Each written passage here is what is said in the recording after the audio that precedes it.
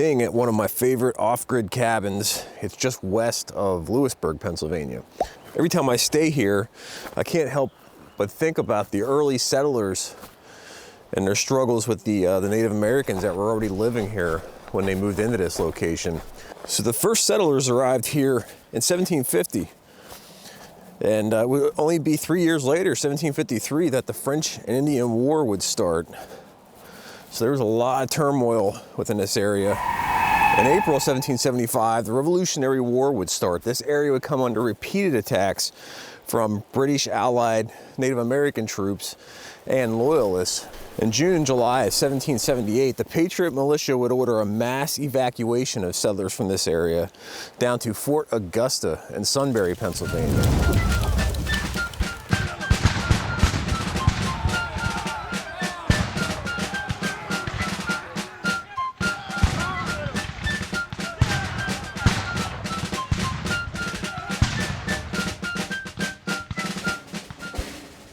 A year later, George Washington would order Major General John Sullivan to initiate what is now known as the Sullivan Campaign. General Sullivan would initiate a scorched earth policy, and he would burn down and kill every suspected Iroquois village between here and New York. That brings us to 1781. Captain Thompson was an early settler of the Buffalo Valley here. He had a farm just a few miles away.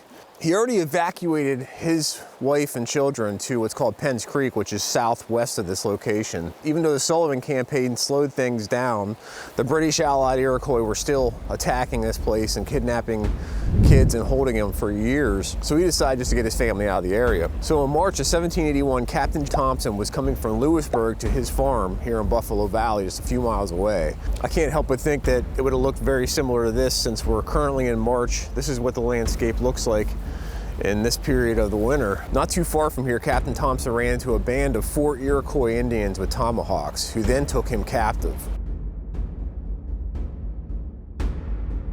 The Indians made Captain Thompson walk further up towards the Buffalo Valley Mountain here when they all noticed there were footprints in the clay sand there. One of the Indians yelled out "squaw," which in English is woman. 2 of the Indians ran off towards the direction of this woman they saw. One stood behind Captain Thompson, another stood in front of him. A short time later, Captain Thompson heard a woman yell, and the Indian behind him hit him in the back with his tomahawk and told him to run. They ran towards the area where they heard the woman scream, and Captain Thompson saw 2 of the Indians holding an English woman captive. Now, Captain Thompson recognized this woman as his neighbor's daughter, Miss Young.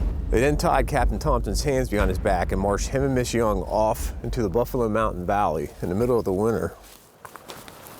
So they reached north of here and decided to stop and set up camp for the night. They built a fire, but they tied Captain Thompson's hands to a root in the ground. A little bit later, he woke up and saw that 2 of the Indians were lying on the other side of the fire with Miss Young, and the other 2 were lying near him. So he managed to get his hands free. He found a large rock on the ground, so he decided he was going to try to lift up that rock, hit the first Indian, take his tomahawk, try to take out the other Indians and escape.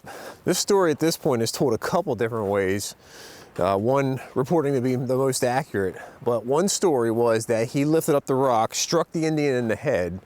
The Indian just jumped up and yelled, a really loud yell, and Thompson threw the rock away real quick. The other Indians jumped up and asked what happened, and Thompson said that he struck the Indian with his hand. He wasn't trying to kill him. The Indians all laughed at the other Indian, saying, "You yelled like that because a white man punched you?" So the story that's reported to be the most accurate was he got up, hit the Indian with a rock. He did yell, but then the other Indians jumped up. One grabbed a tomahawk and was about to strike him with it when he kept looking and saying something to the other Indians and again lifting his tomahawk up, but they ended up not hitting him with the tomahawk and said that they would take care of him later. So they tied him up really good for the rest of the night, and the next day they broke camp and continued north.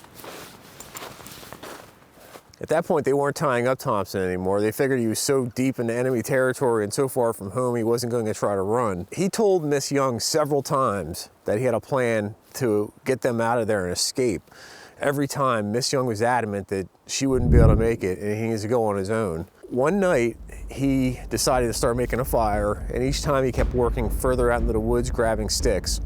And eventually he got far enough where he thought he could actually make it out of there, and he bolted. He ran as far as he could, and he could hear sticks breaking, so he knew they were running after him. He found a swamp, climbed up in the swamp with only his head sticking out, stayed there for a while till it was silent, got out and just started running again. He continued to run as fast and as far as he possibly could, until eventually he reached the Susquehanna River. He located 2 Indian canoes sitting there, so he jumped in one and it started to sink, so he ended up tying 2 together so he could float down the Susquehanna. He had a paddle and tried to keep himself in the center of the river, thinking if the Indians saw him and tried to shoot at him, it would be difficult to actually hit him. But he was so weak, he ended up dropping one of the paddles into the river and lost that at what he claimed was a great regret. So he made it back down to this area and floated past some of the Englishmen standing on the side of the shore, used what energy he had left to wave at him, and finally they saw him and pulled him into the shore. But it was days before he actually had enough energy to talk about what just happened. It was later determined that Miss Young was taken to Canada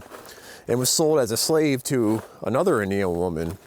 So she was put in charge of pulling crops from the field. There was a colored slave there. He told Mrs. Young to act like she's too stupid to know what to do and mess up the crops, and they'll sell her off to an Englishman in the area.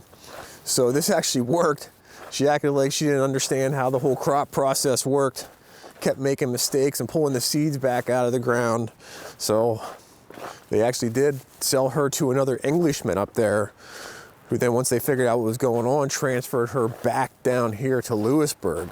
So she did make contact with Thompson when she was returned, and she told Thompson that 2 of the Indians went off and chased him for 2 days straight and then finally returned.